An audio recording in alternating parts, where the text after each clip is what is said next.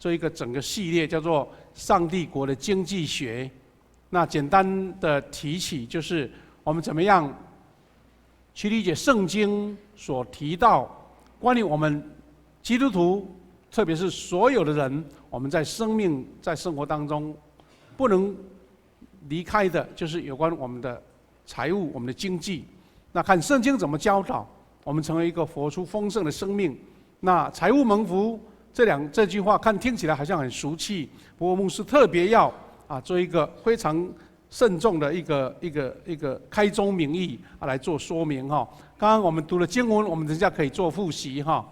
那上帝国的经济学系列呢，我们讲的都有关救助、讲奉献、讲管理，还包括神给我们的赐福是什么样的定义哈。那这些我们都可以从圣经里面来理解清楚不过为了方便大家一起来掌握，那我们可以透过这些经文来做一个印证在中秋节前呢，我跟谢牧师还有雅竹传道，还有我们2位同工呢，一起去高雄参加这个门徒大学的一个培训课。那我们知道，今年从年初呢，我们有人数最多说100多个哈，还有我们在第2阶段有好几十位弟兄姐妹参加了我们富强教会所使用的这个门徒训练上下集。那我们一共有20几课，其中有包括整个基础的真理，还包括后半段我们要推动这个幸福小组，怎么样从理解理论到实际，我们做一个非常一个完整的演练训练。那我们现在正在进入第4周我们的幸福小组的事工当中，看到很多不同的小组，他们在贴照片也好或是讲他们在里面所得到的一种属灵的感动开始在准备要呼召这一群慕道友他们受洗。那心中觉得感觉上我们能够为主来做大事，我们为主来传扬福音，我们来领人归主，我们能够拯救灵魂，这个感觉上天下没有一个比这个事情更喜乐的事情哈。那在我们这个第2阶段叫做门徒大学当然这个名称让大家好记啦，不过其实不是一般的学校的大学，只是说让我们的门徒训练有2年的课程。那这个上集呢，其中呢刚好有一课有关财务的问题，财务蒙福的问题。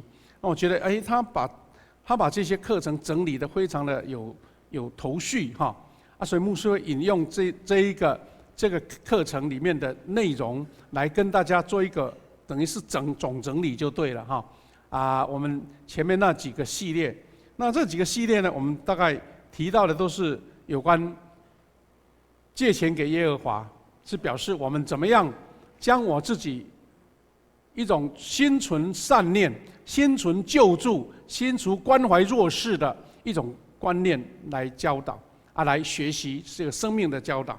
那这样的教导，换句话说，我们生活当中我们所拥有的财物也好，我们有能力也好，或是我们有余下的时间也好，这些都是奉献给神的，那也算是借给耶和华。那这个是我们从处理财务上面第一个重要的观点。第2个观点是，我们要领受这种能力，一种管理的能力，因为你有这种能力，你才有力量去帮助别人。你有这种能力，才让你在身上的财物成为你有用的地方，而不是一个累赘，或是成为财物的奴隶。那这个要求神给你这样的能力这个就像我们所说的忠心的仆人一样。那第3个，我们就讲到基督徒最重要一个教导，就是1/10蒙福的数字。它是涵盖一种非常奥秘的，不是一种表面上文字的一个游戏，是让你这个做基督徒的明白上帝祝福的一个奥妙。那个奥妙是在于说，第一个，因为你会处理1/10跟处理9%，那你能力足够的话，你不只是1/10的有一个非常重要的奉献跟见证，那9%还让你会多而又多，而且是而有余的。那这个是表示神给你这种能力了，你才有办法做到这件事情。而且他是要重复的加给你，因为你是一个忠心的仆人。所以你如果不从这个脉络，好像觉得说，教会是不是缺钱了？老师叫我奉献，那真的是把奉献的意义看得太窄了，看得太狭隘了。重点是因为神的祝福是从这个方向，从这个蒙恩的道理来的。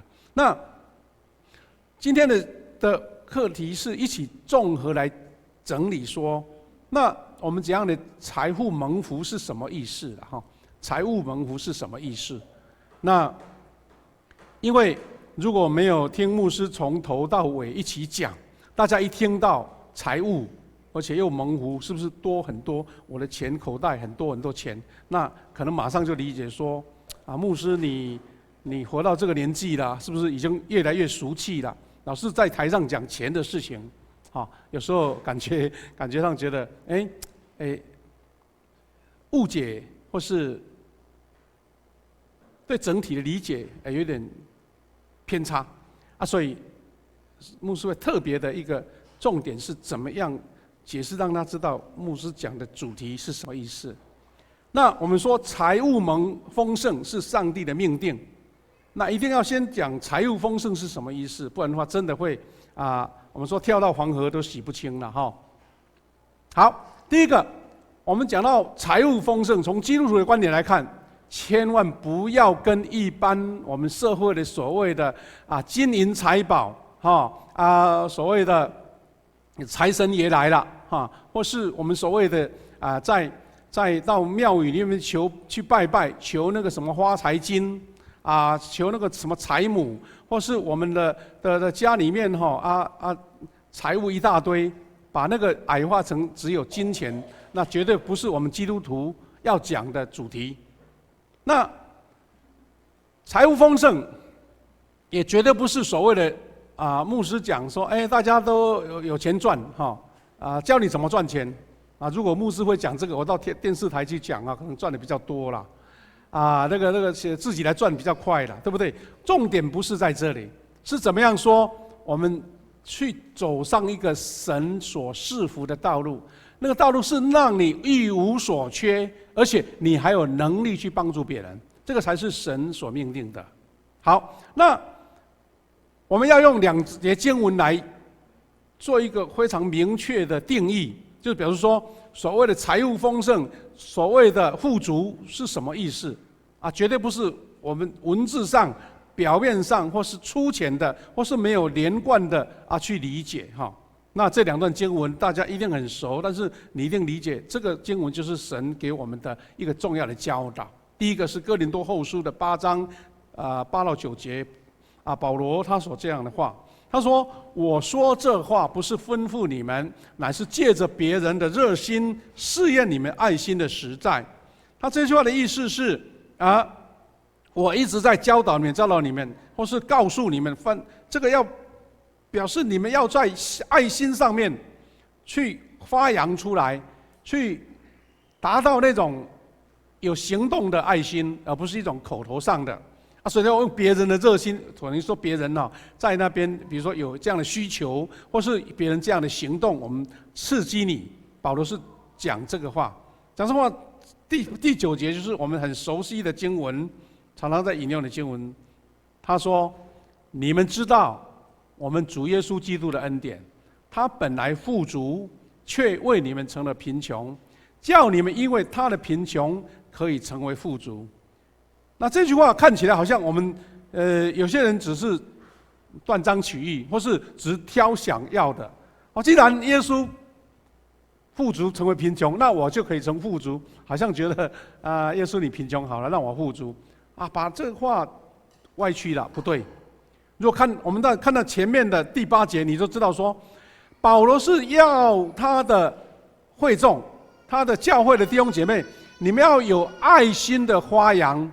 你要学主耶稣，因为耶稣他本身是不欠缺的，他是为了爱人，为了帮助我们弟兄姐妹，帮助他的百姓从残缺不足当中成为丰盛，他愿意自己自己成为贫穷。这个贫穷也不是只是钱的少多而已啦。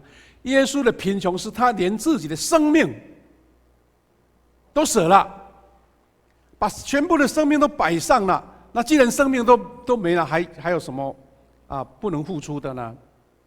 所以保罗用这句话告诉我们，基督徒的富足也不是只是金钱上的数字，基督徒的富足是一种生命的丰盛，那种喜乐、平安、那个满足、那个力量得到恩典跟恩惠所以呢，基督徒第一个要把那个观念去除的，就是不要把文字上的所谓的有钱台语讲好呀，或是富足，只想上偏激的，只看到那个有钱没钱不是这个意思。所以耶稣他是富足的，他愿意舍自己成为贫穷，那才是我们要学习的力量。那既然是这样，我们说要学习主耶稣嘛，对不对？那主耶稣因为他的牺牲，给我们基督徒得到丰盛的生命。那我们换成我们是耶稣的学生，我们也要重复的耶稣的指令教导。我们也因为已经得到丰盛，对不对？换我们成为贫穷，是为了让别人得富足。那请问，这个贫穷真的不是文字上、数字上、财务上，而是整体的生命的能力。好啦，你牺牲了时间，你奉献了金钱，你奉献你的才能，去帮助弱势者，去到偏乡去帮助别人，那是你甘愿贫穷嘛？因为你没有人逼你这样子做，所以重点是在这里。因为耶稣的榜样，耶稣生命的一个丰盛，让你有这个能力，你愿意也为别人摆上，愿意为了救灵魂有付出所以这一段话就成为我们一个开宗明义有关财务富足的事情的一个解释。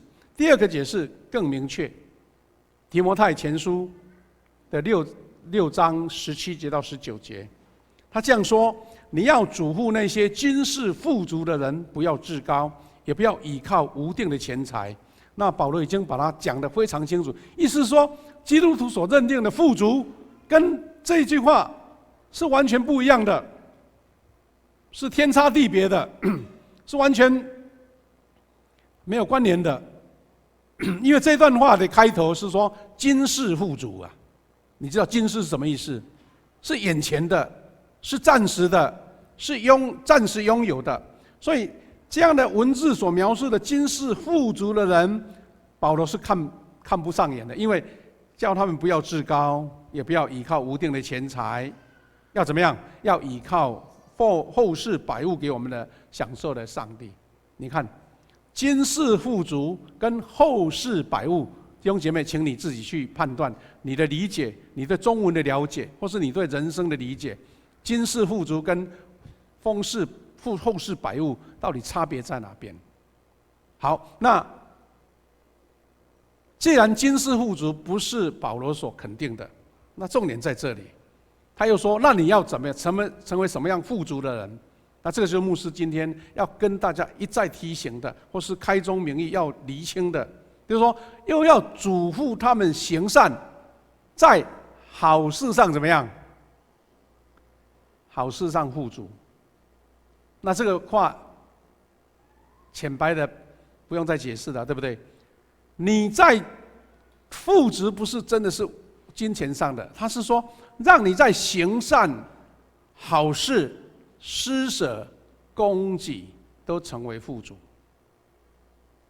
如果讲更简单的话，我们在88水灾的时候，我们在921发生严重的地震的时候，你如果不富足，你怎么有能力去帮助别人？你怎么能在好事上富足呢？你怎么样能甘心施舍呢？你们怎么样能够在乐意供给呢？有钱人还是很多但有人不愿意捐那有人说就是全部的家当都拿出来去救助别人了，那是谁富足？是有钱人富足吗？还是你乐意去帮助别人的富足？所以只要你理解这样子，就不会误会说牧师你怎么老是在台上讲钱的事情？因为这个如果误解了，不只是对你没有帮助，反而整个你生命的理解都完全误差掉了。而且他还讲说，为自己积成美好的根基，预备将来叫他们持定那真正的生命。你在这个行善施舍、乐意供给上面富足，你就是在为自己预备那真正生命的根基，那是多么美好的一件事情。好了，既然是这样，我们理解清楚了，我们就可以从这一个教导里面，从经文里面得到一个非常明确的一个学习。因为等一下我们要一起领受圣餐，所以时间不够，可能这一天我们的大纲里面的前半段我们才分享哈。那既然是财物蒙神的恩典，我们就要了解说圣经怎么告诉我们哈。第一个，一切财物是上帝所赏赐的，财物也可以算是物品的物了哈，或是一切的经济钱财都是上帝所赐的，这个是我们最主要的理解。换句话说，你身上的所有的金银财宝，不是你个人拥有的，是上帝所赐的，是上帝的，你只是暂时保管而已。那你既然理解这样子，你家里有钱没钱到底有什么用？有什么差别？是因为你只是帮神管理多跟管理少而已嘛。历代志上29章11到12节，他说大卫在准备盖圣殿之前对上帝的祷告，他说：“你至大，你有能力，荣耀、光辉、威严，天上地下所有的都是你的。”所有是表示什么意思？我们细到一根针，它是多到你股票好几个亿，全部都是神所赐的，因为天上地下都是神所拥有。你是君王，你是万物的主宰，而且还讲说，所有的富贵财宝都从你那里来，你用你的力量权柄统治万有，你能使人强大跟健壮。所以请记得，所有的富贵跟财富，请不要跟一般世俗上所讲的那个同样2个字，但是意思差太多了。因为神如果不丰盛，神如果不是供应万有，全世界70、80亿的人怎么吃啊？怎么吃？有什么东西可以吃的？有什么东西可以活命呢？神如果不供应，人如果不丰富，那这个世界老早就消失了，对不对？所以我们从这个丰盛跟充足来理解，你就不会误会了哈，就不会误会了。再来就是这个丰盛，所有的财物都是神的，那这样是我们为什么要得到？他是说，上帝定义要使我们丰盛，是上帝觉得遵从他使命的，他的诫命，遵从他的道路人有丰盛是一个必然的恩典。那么我问你，为什么亚伯拉罕要被呼召？亚伯拉罕为什么要从他自己的故乡活得好好的？为什么要被呼召走上这一条那个遥远的路，一直到迦南地？神如果不是呼召这位亚伯拉罕成为丰盛，成为神一个恩典的代表，那神为什么要呼召亚伯拉罕出来？亚伯拉罕也不是笨蛋，他为什么要出来？因为神给他一个神圣的使命。我们圣经很明确的这样说你要祝福万人，对不对？万国万民都因为你而蒙福。那这个才是神给亚伯拉罕丰盛的重点嘛，对不对？那神为什么大家会纪念亚伯拉罕？历史上有钱人多的太多了，比亚伯拉罕有钱人多了，但为什么大家不纪念他？是因为亚伯拉罕他遵从了神的旨意，靠着信心走前面的道路，而且他是要祝福别人的。那重点在这里啦，你丰盛，请你不要误会，以为自己有钱就是丰盛，那天差地远了。我们记得在10几年前，我们一位台湾的牧师叫做王阳明牧师，他写了一本书。那个时候台湾刚好是那个金融各样的有一个时间我们曾经听过一句话说，我们1年吃掉1条高速公路，有没有？那时候大家好浪费啊！那个时候大家好像钱用不完的意思到外国去血拼。其实你看看现在的中国的大妈就是对了，就是大概那个时代就是我们啦。那这位王牧师他写了一本书，叫做《穷的剩下钱》。穷到剩下钱，那你就知道这句话的意思是什么。因为人如果只光有钱，那他是贫穷的，因为他没有其他的丰盛嘛。所以我们一讲再讲，是要了解说，我们从圣经里面得到的丰盛，跟我们平常外面理解的差很多。申命记30章9到10节这样说：上主要使你们的事业兴盛，多子多孙，牲畜繁多，五谷丰收。牧师如果按照这句话祷告说：神啊，求你让我们富强教会的弟兄姐妹，我们都事业兴隆，多子多孙，牲畜繁多，五谷丰收。你说啊，牧师你随便乱讲，讲什么？讲这种粗俗的话？那我说我是按照圣经讲，为什么总是讲粗俗的话呢？讲那个俗气的话呢？神的恩典跟丰盛是在圣经明明记住的啊。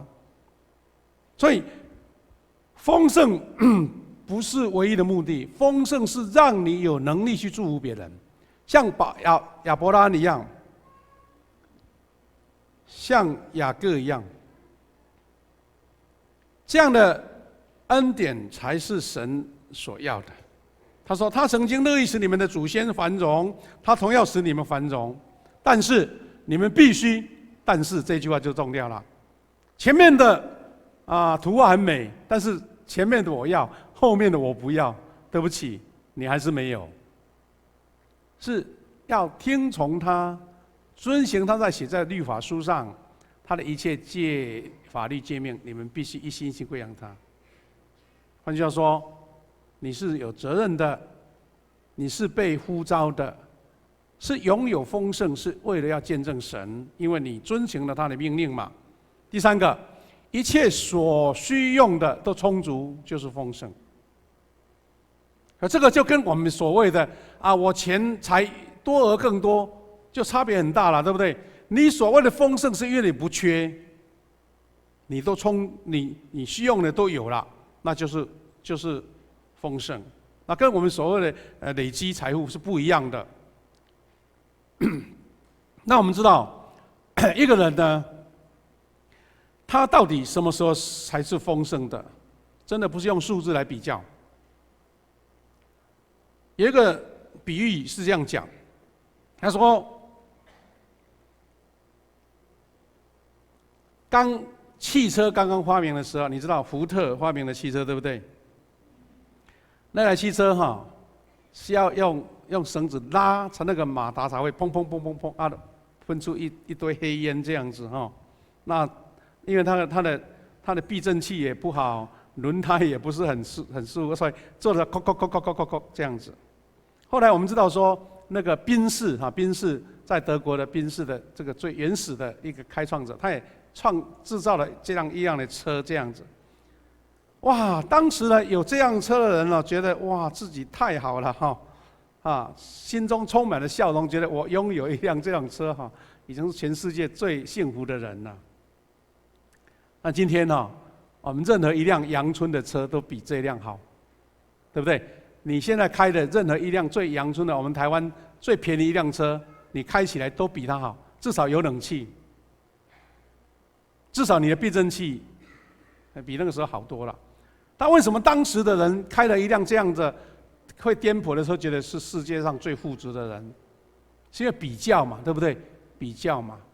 那换句话说，这样的丰盛的定义，是因为你拥有了，觉得很幸福、很快乐，在你的家里面，在你的生活上。那你一旦这样的丰盛你不缺，那我们就看到说，为什么有人愿意走到乡下去？也许什么样的东西不是很好买要去全联什么买东西不方便但是他觉得，我天天过得很快乐，因为我随便出去，水果啦、蔬菜啦摘一摘就可以快乐吃了一餐。那比起我们在都市里面那个时候真的太阳春了，但是他们活得比我们快乐。我们更不用说，为什么很多贫穷的国家，像以前不是常新闻报道说，在不丹在那个喜马拉雅山脚下那些人，他说全世界觉得最幸福的，他们什么都没有重点是在这里，你需要的都足够了，你不缺了，那是全世界最富有的人。所以这样的概念，你就了解说，真的不是追求数字，腓立比书4章19节说：“我的上帝会照着他在基督耶稣里丰盛的福泽，把你们所需要的一切施给你们。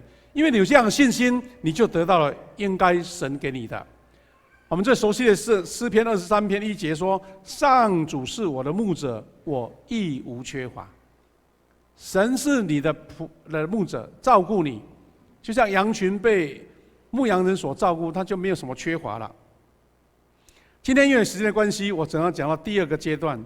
那既然神的祝福、蒙恩、财物是神所命定的，那我们还要讲说，那什么样才是神不祝福的？你的财物神不祝福的原因在哪边？那这个是我们今天第二个段落要学习的。第一个，财物不蒙祝福的原因，第一个就是因为你不务正业，你游手好闲。所以你说基督徒给上帝祈求一个丰盛，但是你犯了这样的错误，你反而不会蒙福，因为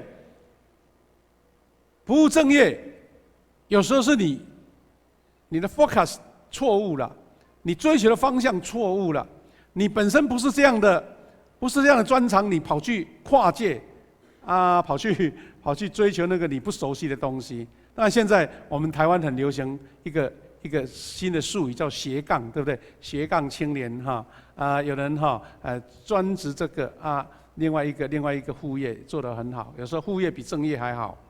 那这个跟不务正业不相干的，是因为你有多余的能力去做这件事情。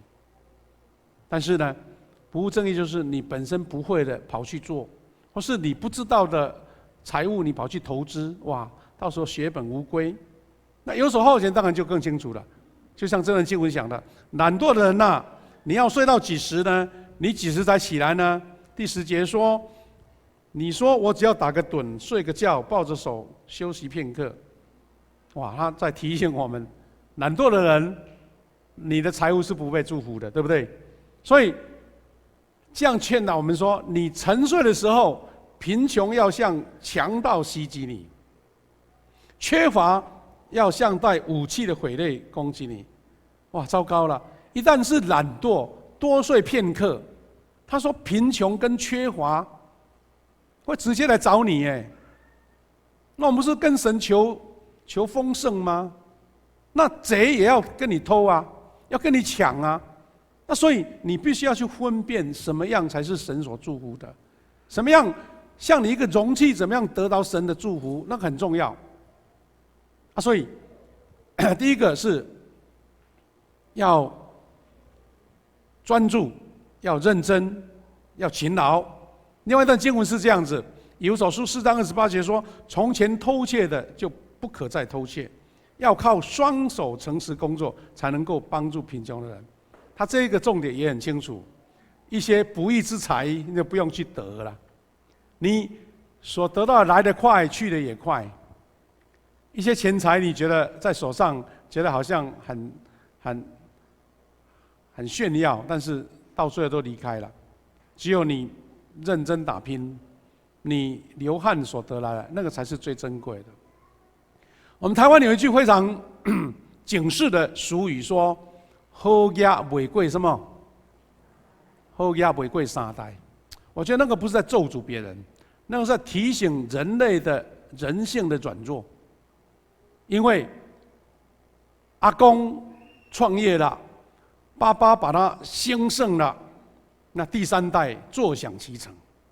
第3代没有那种受苦的经验，没有流汗的经验，没有从跌倒再爬起来的经验，他以为钱财来的很自然、很轻松爸爸我要多少钱，那就有了。他以为钱是这样来的，他根本不知道长辈怎么样辛苦。所以好鸭袂过3代是提醒我们说，你永远要做财务的第1代，因为你要靠双手诚实工作。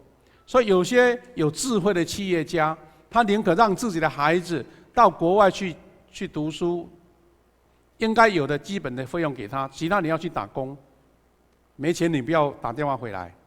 他是为了他自己去吃苦，说钱是不容易得来的，你要努力打拼，你要靠自己的能力然后回来他也不马上给他接手他的公司跟着他的企业，他就从办公室最基层的员工做起，跟这一群一起打拼的员工努力看看，然后被人家命令，被人家要求，然后慢慢他足够的实力了，才让他接手。那这个是很有智慧的说法。为什么犹太人呢？他们一直在每一个世代，他们都有圣经所应许的丰盛，不是他们是天纵英明啊，其实他们按照圣经的教导，从小就教他们怎么样处理钱财的问题。感谢主，我们基督徒怎样领受丰盛，是因为你有丰盛才有力量。这个力量是帮助别人，而不是为快要自己啊！所以用双手诚实工作，才有能力帮助贫穷人。这个是保罗所做的这个提醒哈。再来，第二个，财务不蒙福的原因，是因为你贪你的私欲，因为用私欲追求钱财，也不是神所祝福的。这点23章第4节到第5节说，要聪明些，不要耗尽心力追求财富。钱财转瞬消失，好像长着翅膀，如老鹰飞走。这句话讲的真的是恰当不过了，因为他说钱你如果只是追求财富，它会像长翅膀的老鹰飞走。那台湾的俗语也讲得比较坦白，他说人两脚钱怎样？钱四脚，人两脚，钱四脚。你用这种不实际的财物，你永远追不到，永远在让你追着跑。他说，不要耗尽心力去追求这样的不实际的财物那第三个还包括说，你用不当的手段去得来，不是用就是光明正大的，不是按照诚实的去做你的事业，你赚了钱。好像眼前很多，其实到最后都流失掉了，因为是神的定论所以耶利米书17章11节用这一句话提醒我们，他说：“以不正当手段发财的人，像怎么样？像一只鸟孵了不是自己下的蛋。”什么意思呢？我好用心在孵蛋，到最后这个蛋是别人的这个蛋一孵出来。那只飞鸟飞走了，它不归属我，它也不跟我。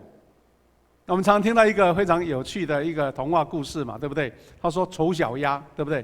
丑小鸭因为一个农夫呢，他把在野外捡到的一颗蛋放到他家里面的鸭的那个孵鸭蛋的窝，那一长出来，有一只鸭特别丑，因为它的毛不很漂亮，那以为这只鸭是很丑，但是没想到后来变成天鹅了，因为它是天鹅的蛋。那这只鸭帮天鹅孵蛋。换句话说，你花费了很多的心力，就帮别人赚钱就对了。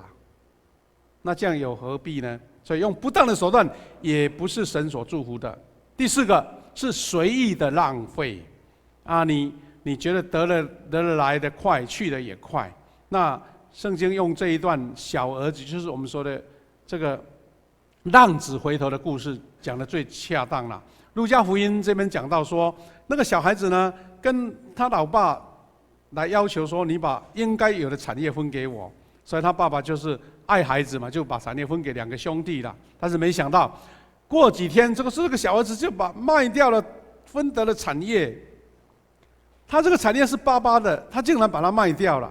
不去经营，不去努力，不去让它更丰盛，而是把它卖掉。他说：“带着钱离家走了，到了远远的地方，在那里挥霍无度，过放荡的生活。”那从浪子的故事，他为什么要回头呢？是因为他到最后一无所有了嘛，对不对？所以弟兄姐妹，我们浪费随便花费，那就是神所不祝福的。所以他第14节说，当他花尽了所有一切，那地方发生了严重的饥荒，就一贫如洗。换句话说，他想要东山再起，他想要重新再来，他想要赶快及时止血，已经没来不及了，因为那个地方刚好缺乏，你再怎么努力也得不到了。雅各书4章3节也是我们提醒很重要的经文，他说：“你们求仍然得不到，是因为你们的动机不好。”我们要跟神求丰盛，请记得，你不要只求神给你你的财物、钱财一大堆，但是你什么都不做，你只要炫耀，你只要享受奢侈的生活，那绝对不是神所要的。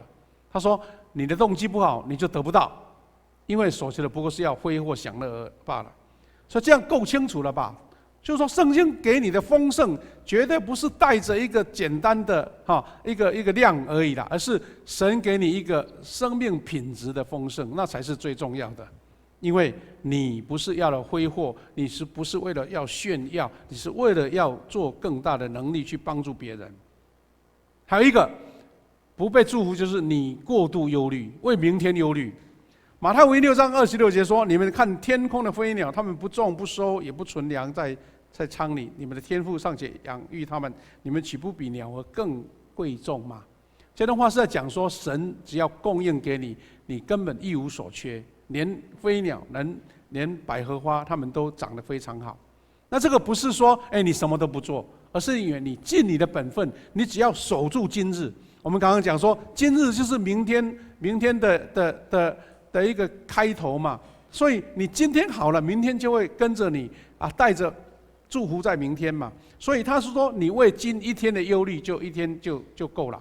换句话说，你为今天努力，而不是为了明天要多余的在那边抢。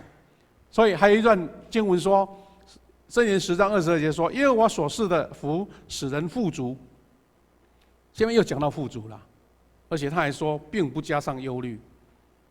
有人因为钱财多，他的忧虑更多因为他不知道怎么样管理他的钱财。还包括耶稣讲的这个比喻说，一个有钱人，他因为财物太多了，要赶快加盖仓库，为了存藏他自己的更多的财物。但是神给他警告说，今天要取你的性命，你所有的财物就不再属于你的。所以基督徒是领受这样的丰盛，而且不是忧虑的，不是忧虑。感谢主，我们透过这两段的主题，去理解神给我们的丰盛是何等的美好，但是也给你的更重大的责任。我记得很多人会引用一句话，我看到好像在电影里面有好多地方都写这一句话在那个应该是什么？是蜘蛛人的话里面有他的叔叔给他讲说，能力越大的人怎么样，你的责任就更大。我们看到有一部香港的影片呢，香港的影片呢，就是周星驰演的《功夫》，有没有？常在电视播到几十遍了。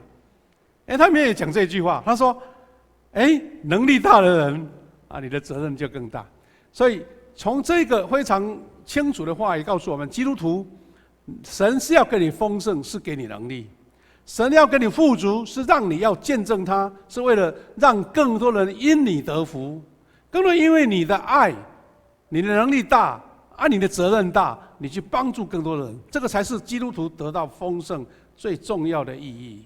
所以千万不要误会说，好像基督徒只是天天讲钱，要跟神要钱，不对，是要跟神要能力，要责任，要有更大的力量去帮助别人，这个才是神所应许的恩典。感谢主，我们今天呢分享到这边，我们以后可能在后半段，我们再一起来做补充，我们一起要进入一个领受神的祝福的圣餐。我们要一起祷告之后就开始预备我们一起来祷告。慈悲的父神，感谢你，感谢你让我们得到恩典，也明确从圣经里面得到重要的教导。因为我们知道财物的丰盛是神所命定、所应许的，而且我们要提醒自己，我们不要让自己财物不丰盛是因为我们很多的错误，很多的不遵守神的话语跟教导。主要让我们成为一个有责任的人、有能力的人，我们更大的付出，能够帮助更多的人。请你让我们在基督里面，因为我们富足跟丰盛，就帮助更多人，也为主来做见证。我们要一起领受圣餐，得着神的祝福。请你让我们用谦卑的心感恩的心来领受。祷告奉耶稣基督的圣名，阿们。